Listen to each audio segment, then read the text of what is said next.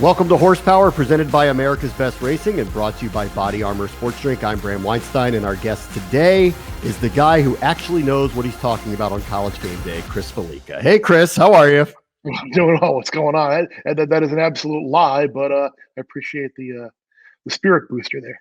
We'll get the honesty out of you at some point here. All right. Totally. Well, that is 10 questions followed by a horse racing-based lightning round, which will be the fastest 2 minutes in streaming. Let's go. Ready? Let's do it. All right. You are known as the Bear. I've never actually asked you this before, and we worked together. How did you get the nickname the Bear? Well, first of all, is this a family program, or am I allowed to say a lighthearted four-letter word? I expected a family answer, and now I'm braced for whatever the truth is. I will give you the family, because based on the audience, I've told the story a bunch of times, and I always give it that little precursor. But it's actually was given to me by Lee Corso many years ago. Kirk and I were sitting, Herb Street, and I were sitting having a brunch in a hotel lobby type restaurant, and we literally had on a t-shirt and gym shorts and looked like we just had woken up, and which we did. And anybody who knows Kirk and I know that, like, when we eat, any empty space on the table is like wasted space. So there's literally food all over the place. And in comes Coach from his morning walk, and he basically makes no qualms about not being noticed or being noticed. It's like the grand entrance. Yo, Kirk Herbstreit, Chris Fallica comes walking over. Now everybody's looking. So Coach comes over to our table, and he looks at me. He looks at the table. He looks at Kirk. He looks at the table and looks at me again, and just deadpanned in Lee Corso voice, he goes, "Look at you, Fallica. You just look like a big bear. All you do is eat, sleep, and I'll leave it at that for the other things bears do." So yeah, that was Lee Corso some 15, 18 years ago or so. And only in recent years, when I've done the on-air stuff, it's gotten a little more run. All right, now I don't have a problem asking this question. Have you ever thought about pranking Lee Corso and switching out the mascot head? Yes. Well, here's a funny story. I never swapped out the mascot head, but I was a very angry, bitter, upset person the year that Oklahoma played Florida State for the national title, and Miami should have been in that game. So Lee had this like national championship trophy hat that he was going to wear, and it had a space like the national champion, and he was going to put his pick on there. And I had this idea of putting a Miami logo where it said National Champion Miami, as opposed to him putting Florida State sticker or an Oklahoma sticker. But I was like, you know what, that probably wouldn't be a good idea to put a sticker on that hat in case it did get on the air. That probably would have led to some very bad things that would have happened to me. Type of conversations you don't want to have in the hallways at ESPN. Correct. Right? Exactly. Yeah, that flight home might have been the last flight home I would have taken. So you are part of the traveling circus. Mm-hmm. Best part of the scene is the signs. What's your favorite? Is there one that sticks out that you remember of someone who made a sign on set? There've been a couple.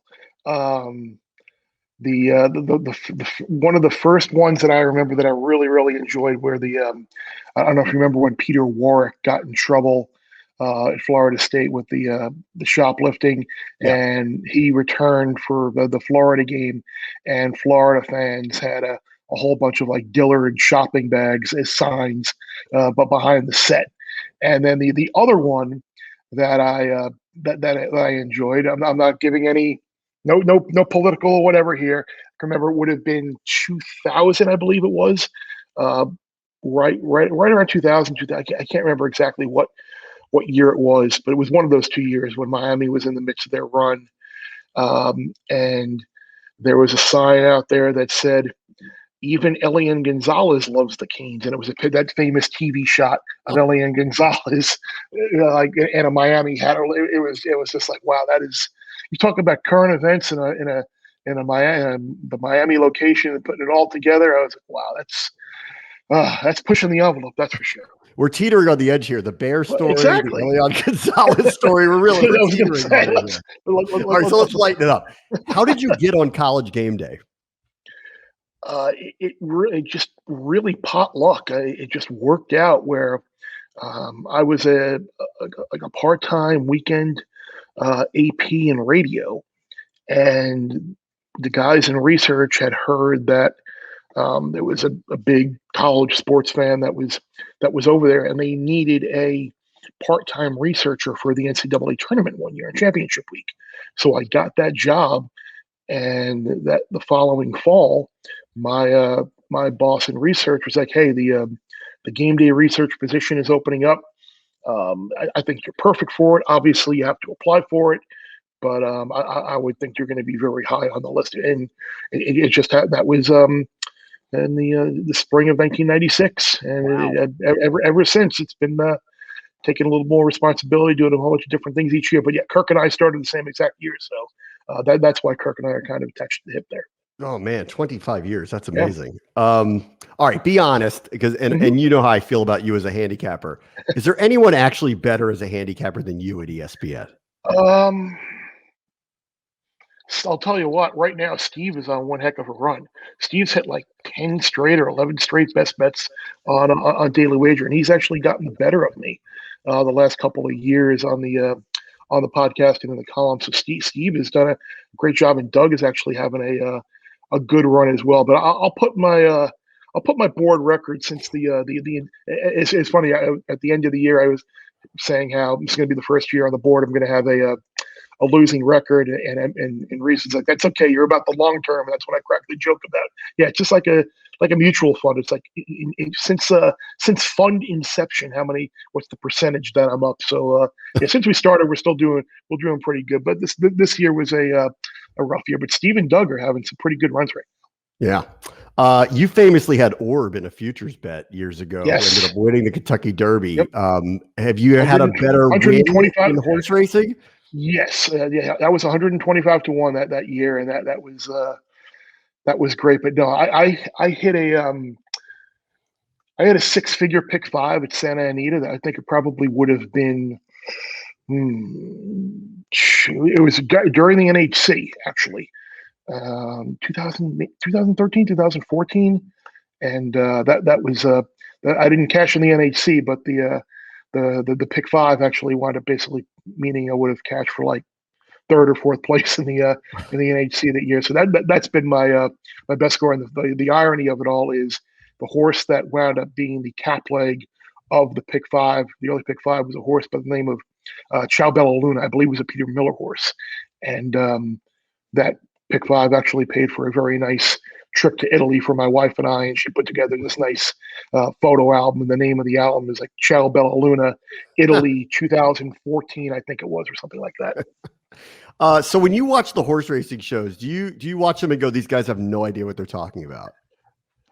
No, I will either say I completely disagree. Well, I shouldn't say I completely disagree. What are they talking about? I completely disagree, but not like saying like they're idiots. Or I'll say like that's a really really good point, and try and go back in a handicapper race or looking at past performance. Be like, okay, I see what they're saying, and you try and just pick up little different things and from different people. And as you know, it's an evolving type occupation, hobby, whatever you want to call it. And Yeah. it's a never-ending bit of education. So yeah, there are times where people will be like, "Oh, this favorite looks really, really," and I'll be like, "What are you looking at?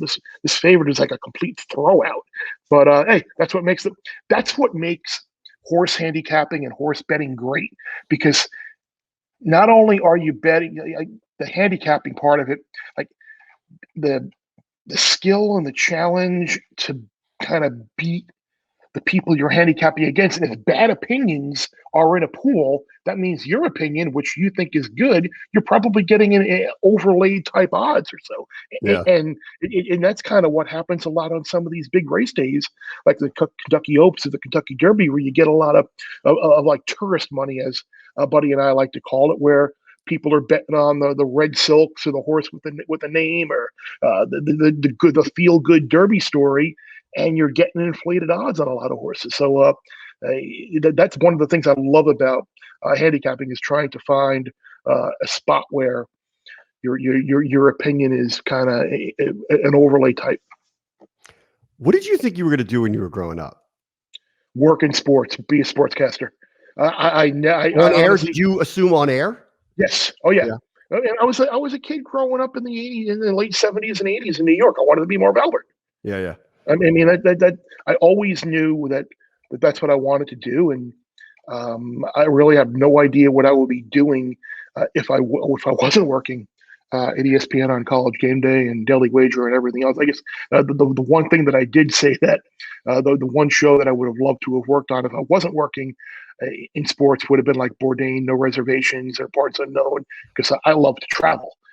So it would probably be something along those lines, something in the world of travel and food, two of my other hobbies. But I always knew that I wanted to be involved in sports, and that everything I did, whether it was in high school or college, basically prepared me and gave me experience to get to this point. Bourdain's GOAT, by the way. GOAT, television GOAT. Oh. Most people don't know that is television GOAT. And so you liked Marv Albert. Do you do an impression of Marv Albert? No, well, I used to, but not anymore. It's a bad one now. It's like I can't even. No one has a good one. No, it was like, yes, and the foul. That's not bad. Yeah, and it counts, right? Yes, yeah. And it counts. Yes. All right, two quick ones. Lord King, 37. Would the college world be better off without Nick Saban?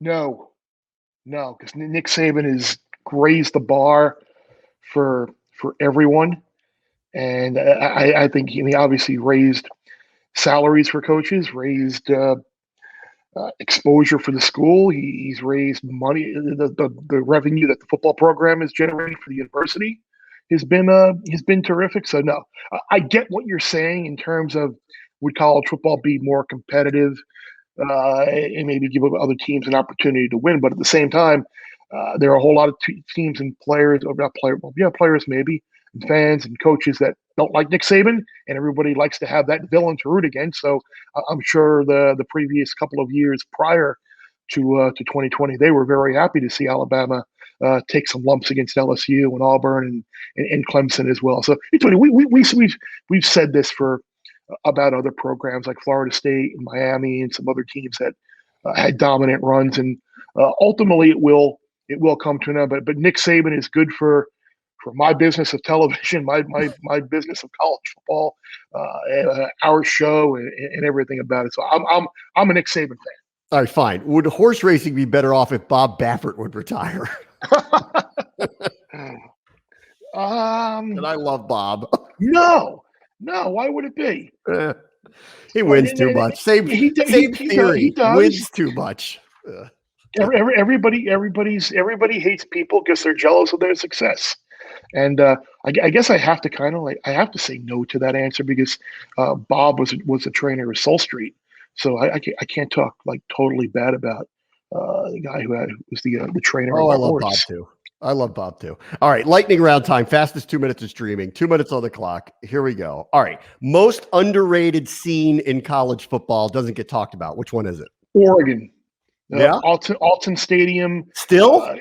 Yeah. It still doesn't get talked about and treated as this home field advantage and this like scene, and like the game day scene of it all is amazing because it's early in the morning. It's pitch black.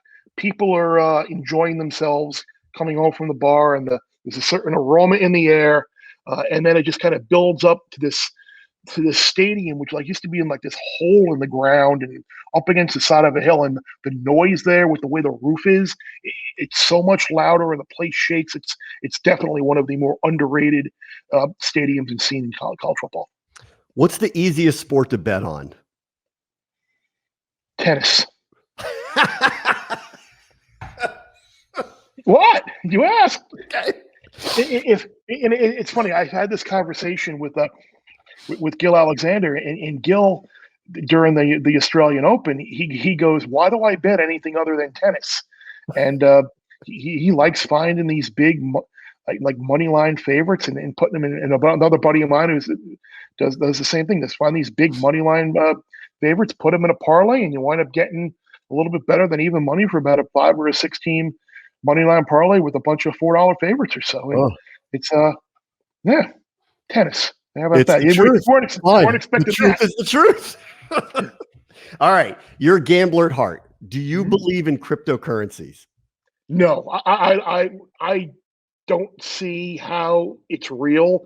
I have no idea how it's not like this glorified pyramid Ponzi scheme. Again, I claim complete ignorance with it. I honestly, maybe I'm the idiot, maybe I'm the fool, maybe I'm the one missing the boat with all this, but I don't get it at all. And it's just one other thing that is going to clutter my mind and take me away from handicapping the eighth at Aqueduct on a Thursday afternoon. So yeah, it's something that maybe I should try and look into it, but I don't think it's a road that I'd want to go down. What about you? Bitcoin is not tennis, is what we've learned today. No, no, no, no, Far no, from it. no. Give me Maria Sakkari minus 527 against Anna Over Ethereum. over Anna Blinkova over Doge or whatever it is any day. All right, Chris Fallica, thanks so much for joining us on Horsepower. You got it anytime, bud. I'm Bram Weinstein. We'll see you next time.